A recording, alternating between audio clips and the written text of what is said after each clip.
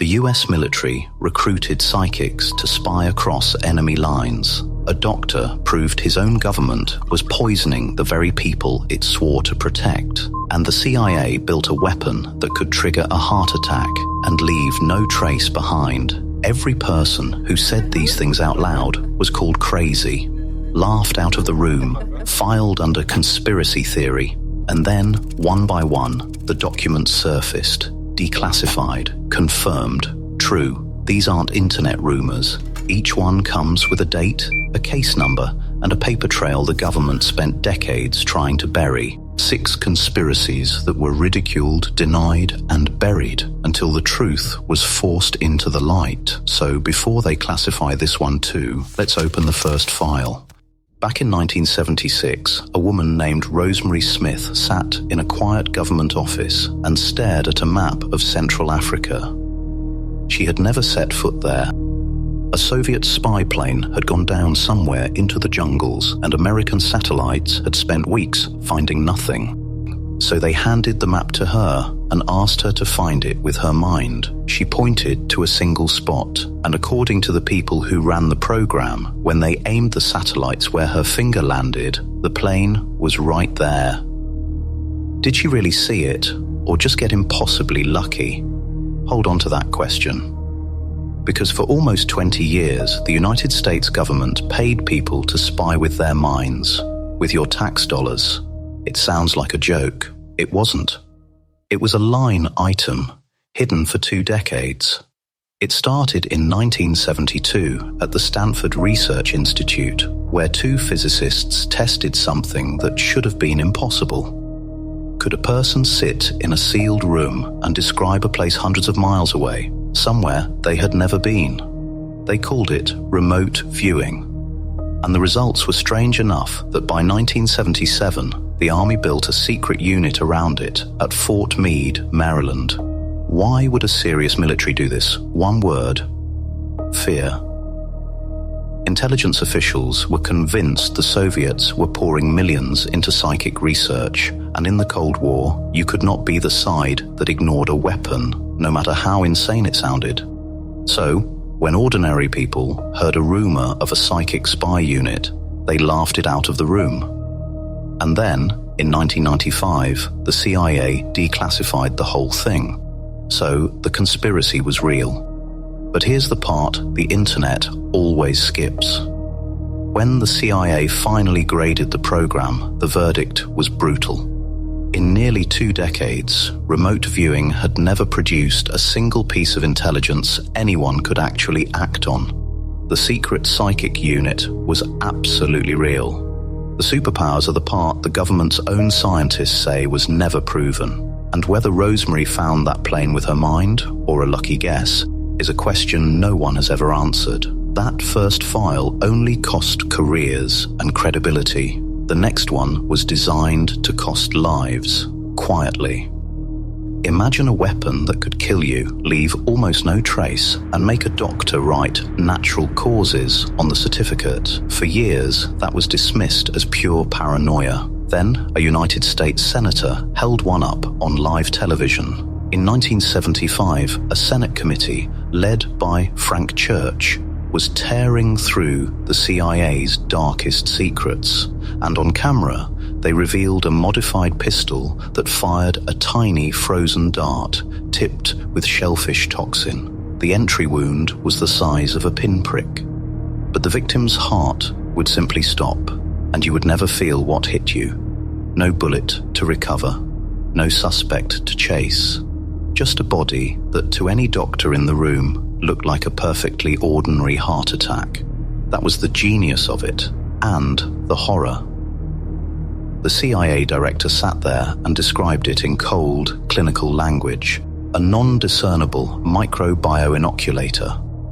The poison came from a secret program called MK Naomi, and the agency had quietly kept a stockpile of that toxin, enough to kill thousands, even after a direct presidential order to destroy it. A weapon built for one purpose, a death that no one would ever think to investigate. And there is one question the CIA has never answered: whether this gun was ever actually used on a human being. A weapon to fake one's death is chilling, but a plan to kill a foreign leader with help from the Mafia sounds impossible. In the late 1960s, a journalist claimed the CIA had hired Mafia bosses to assassinate Fidel Castro. It was the kind of story that got you called a crank. Then the Senate confirmed it in writing. Starting in August of 1960, the CIA reached out through a middleman to mobster Johnny Roselli, and through him to Chicago boss Sam Giancana and the syndicate's man in Cuba. The plan was simple: slip Castro a batch of poison pills, and the mob was happy to help because Castro had thrown them out of their Havana casinos and cost them a fortune. The pills never made it into Castro's drink, but the partnership was real. And in 1975, the Church Committee laid it out for the public. Decades later, in 2007, the CIA released its own internal file on it, nicknamed the Family Jewels. Here's where we stay honest. Giancana was murdered in 1975, and Roselli's body surfaced in 1976, both right around the investigation. People have drawn a straight line and said they were silenced. The record only supports the timing, not the motive, and you'll hear wild numbers, hundreds of attempts on Castro's life. That figure is not from the CIA. What the Senate actually documented is damning enough without it, so the government would partner with killers in the shadows. What if some of the journalists you trusted were quietly working for the CIA? For a long time, saying that out loud made you sound unhinged. The documented reality is more careful and more unsettling. It cracked open in 1967 when a magazine revealed the CIA had been secretly funding the largest student organization in America. And if they had quietly bankrolled the students, the obvious question was, what about the press? The Senate's Church Committee dug in. By 1976, it confirmed the CIA had relationships with about 50 journalists. Then Carl Bernstein, half of the duo that broke Watergate, went further. In a 1977 investigation, he reported that more than 400 American journalists had worked with the CIA over 25 years. Now, the honest caveat, because this is where the story usually runs off the rails. You'll hear this called Operation Mockingbird, as if one master program controlled the entire American press. That tidy name comes largely from a single disputed book. The funding and the relationships are documented and confirmed. The all-powerful named operation is not. The truth here is real. It's just messier and frankly bigger than the legend. And it should make you ask, who's cultivating the stories you hear on the news and around you every day? Controlling the story is one thing. The next file is the one where, by some accounts, the government stopped managing the story and started counting bodies. This is the one where the government didn't just lie. By some accounts, it deliberately killed thousands of its own citizens. In the 1920s, during Prohibition, people whispered that the liquor going around was being poisoned on purpose. Most assumed that was fear-talking. It wasn't. When the country banned alcohol, bootleggers started stealing industrial alcohol and re-distilling it to drink. So the federal government secretly ordered that industrial alcohol be laced with poison, including methanol, wood alcohol, to make it undrinkable. But people kept stealing it, and they kept drinking it. And here is the part that still stuns me. Knowing all of that, the government didn't back down. It made the formulas deadlier. One man refused to stay quiet. Charles Norris, New York City's first chief medical examiner. As the bodies piled up in his morgue, his toxicologist confirmed the methanol. On Christmas Eve 1926, dozens were rushed to Bellevue Hospital. Some died before Christmas morning. Others went blind.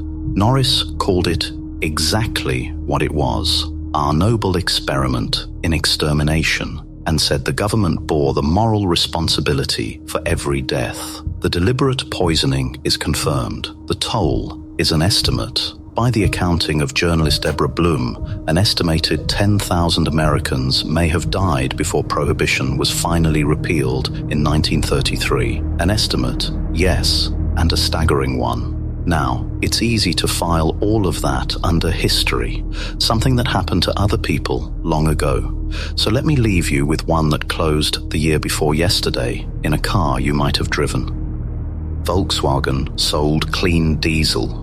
Low emissions, good for the planet, the ads promised. A few researchers suspected it was too good to be true, and almost nobody cared.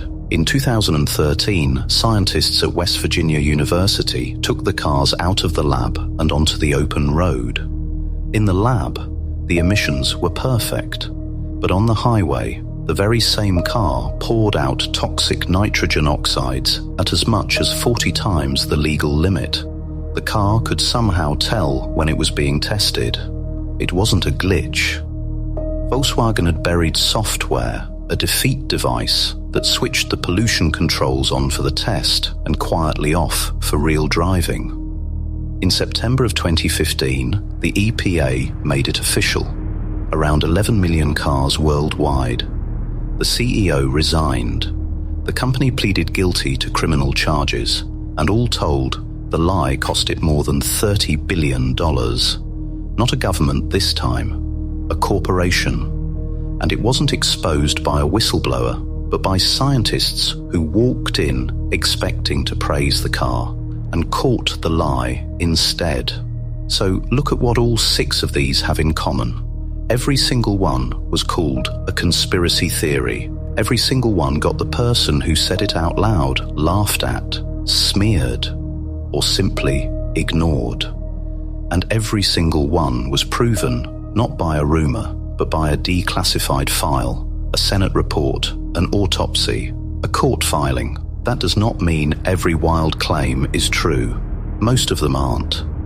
The lesson isn't to believe everything. It's the exact opposite. It's to ask for the receipts. And to notice that, oh, that's just a conspiracy theory, has more than once been the precise phrase used to bury something real. So here's the question worth sitting with. What are we being told is crazy right now that the documents simply haven't caught up to yet? If a story like this makes you look twice at the official version, subscribe. This is the whole channel. And tell me in the comments, which of these 6 did you genuinely not believe was real? The file stays open.